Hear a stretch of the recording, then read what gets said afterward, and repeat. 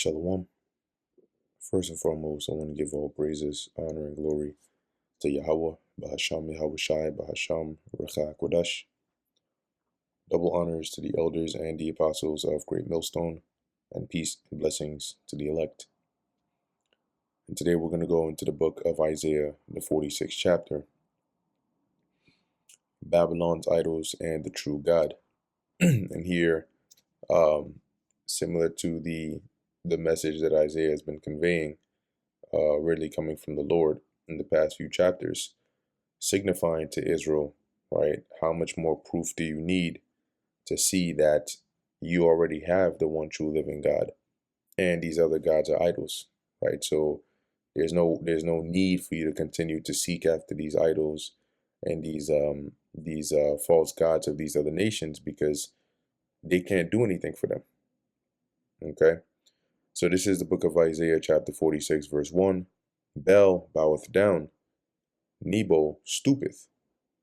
Their idols were upon beasts. Now, Bel, I believe that was another name for Marduk, which was one of the chief deities of the Babylonians.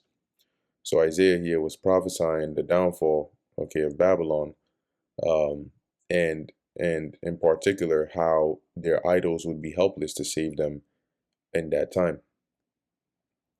And also when you go into the book Bel and the Dragon, right, in the Apocrypha, that's where you get the name Bel from, right? Or they're using the name Bel because that book deals with the one of the chief deities of the Babylonians, right? That was what a part of that story was about.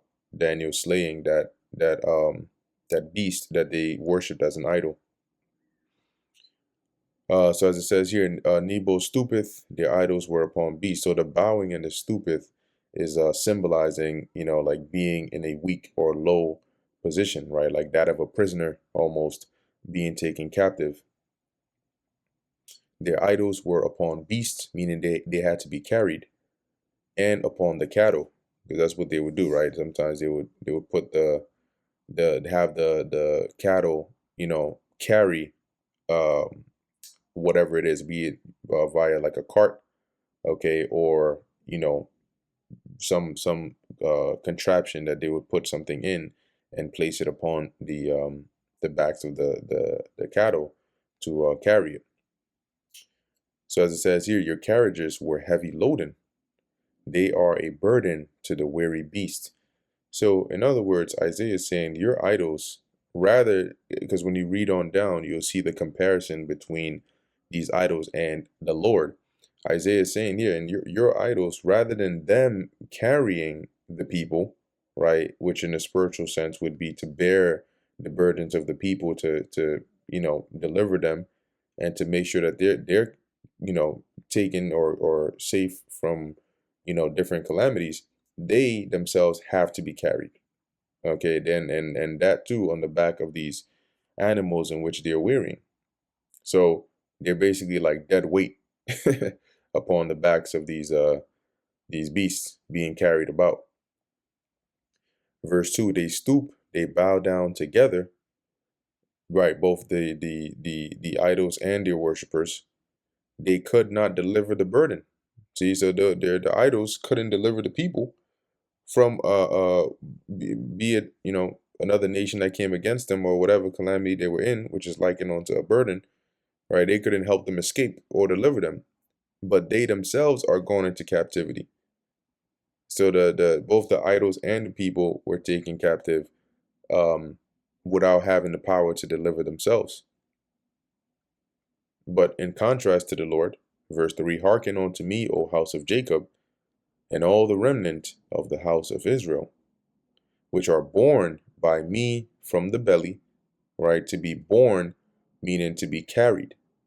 So the Lord is saying here, from your inception, which are carried from the womb, so from the time of your birth, from when you come on the earth, I carry you, right? I bear the weight of the things that you need to survive.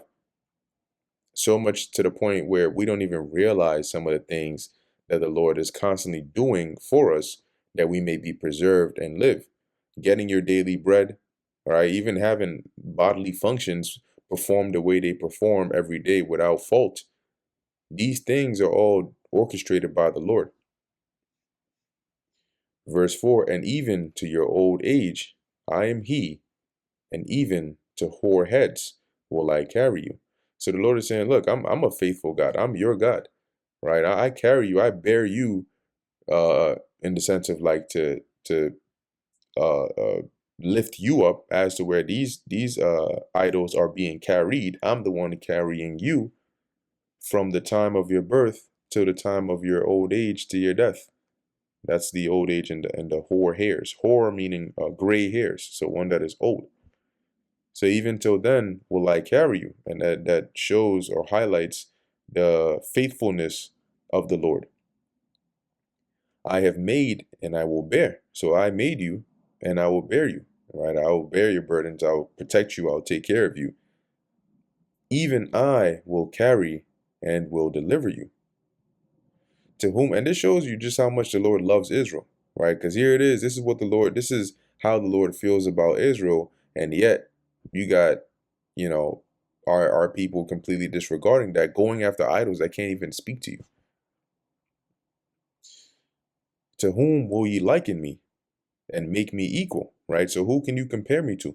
Who can you, who can you look else at in the universe and say this, yeah, this God is like the Most High, or the Most High Yahweh is not the only one that can do this, and compare me that we may be like. So who else can you compare to the Lord, to the Most High, as equals, or even be remotely like the Most High? They lavish gold out of the bag, meaning they pour out of their money bags gold, right, lavishly with ease, and weigh silver in the balance and hire a goldsmith. This is going into, worshiping the idols, right? So they'll pour out the gold, they'll pour out the silver, they'll weigh out a measurement, they'll hire a goldsmith, one that is one whose job it is to, they'll make the idol, and then they'll plate it or coat it with gold and silver, and he maketh it a god, right? They fall down, yea, they worship. So out of their own pockets, they provide, resources and money to make these idols, and then they bow down and worship it like it's a god. That's got to be a mental sickness. They bear him upon the shoulder, they carry him, the idol that is. And typically you'll see this in like a setting would be, you may have like a group of men, maybe four, right, maybe more, and they may be carrying what looks like is it a palanquin? Not palantir. See if I'm spelling palanquin. Yeah, yeah, there you go, something like that. And in it you would have either like a shrine, an idol, whatever it's in there. So that's like an example of them bearing it upon their shoulder. So they bear him upon the shoulder, they carry him and set him in his place, right, in his temple or in his shrine. And he standeth, from his place shall he not remove. So they place it upright. That's what it means by standeth. They place the statue or the idol upright, and it doesn't move from there because it's an inanimate object. Yea, one shall cry unto him, yet can he not answer, nor save him out of his trouble.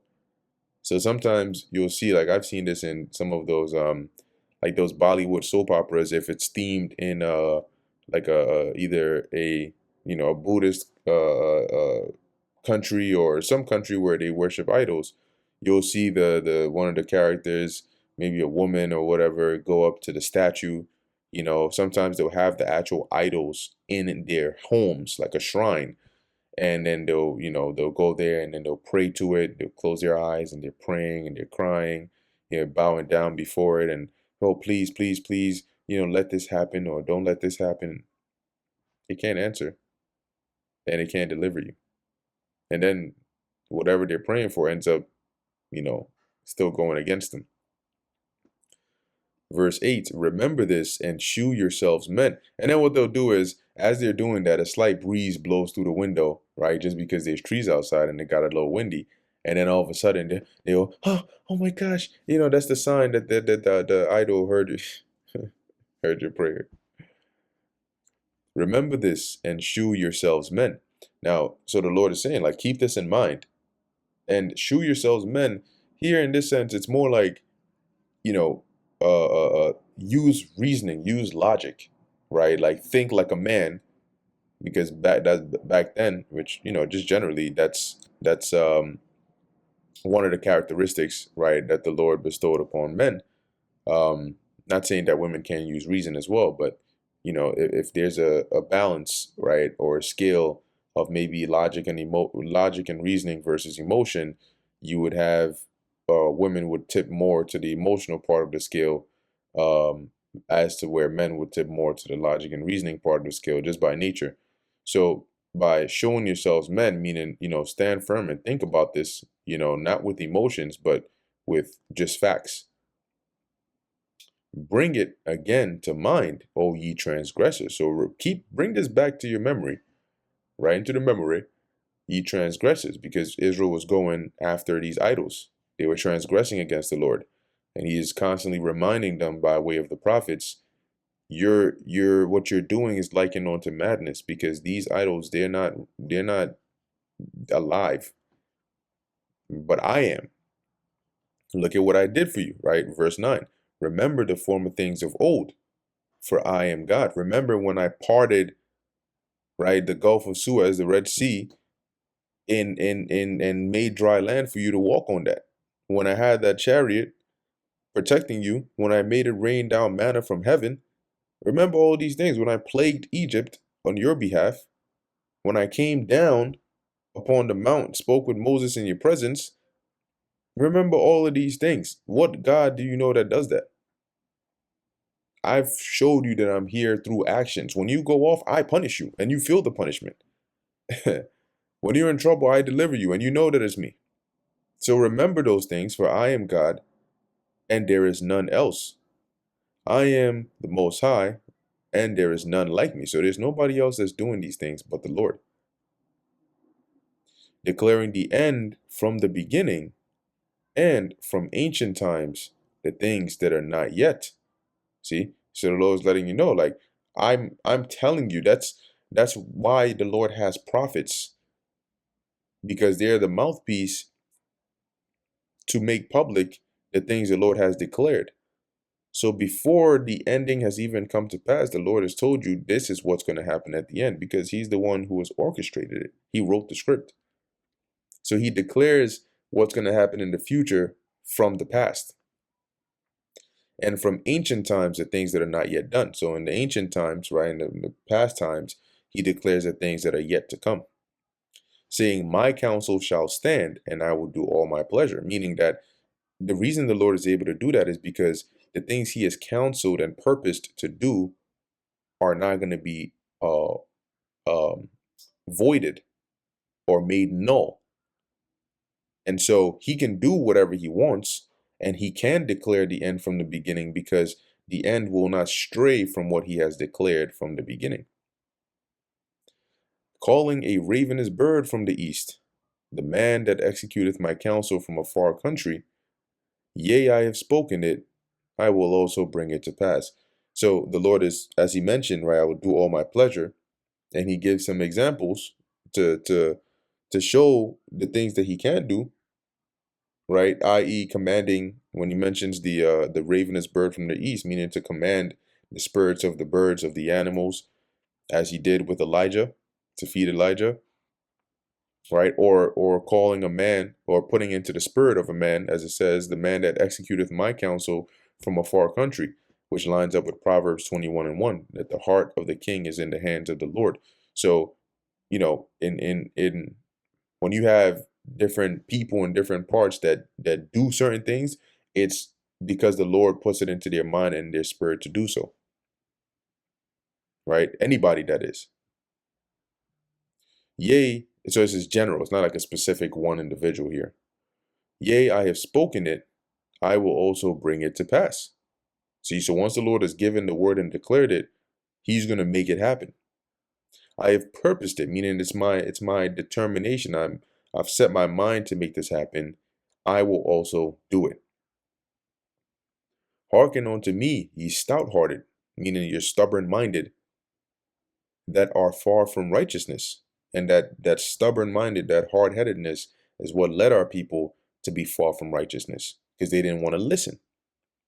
So the Lord says, listen, hearken. I bring near my righteousness, it shall not be afar off. Right? So I'm gonna bring that righteousness to you. I'm gonna make it real easy and clear and right there for you to take hold of. It's not gonna be something you gotta, run miles just to find. And my salvation shall not tarry.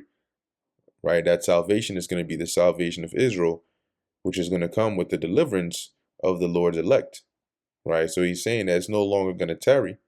It won't take long. And I will place salvation in Zion, which shows you right there. Like, this is the Lord saying this. Why is he specifying Zion if salvation is for anybody that believes in Jesus? Zion is referring to a specific people. It literally says here, for Israel, my glory. So the Lord says salvation being placed in Zion means that it's only pertinent to those of Zion or those of Israel. Why? For the glory of Yahweh, the God of Israel. Okay, Bahasham Yahushai, because it is through Yahushai that the Lord will accomplish these things. He's going to use Yahushai to do it. And that brings us to the end of the book of Isaiah, the 46th chapter. Lord willing, this was edifying to the elect. In closing, I want to give all praises, honor, and glory to Yahweh, Bahasham Yahushai, Bahasham Recha Kodesh. And until next time, Shalom.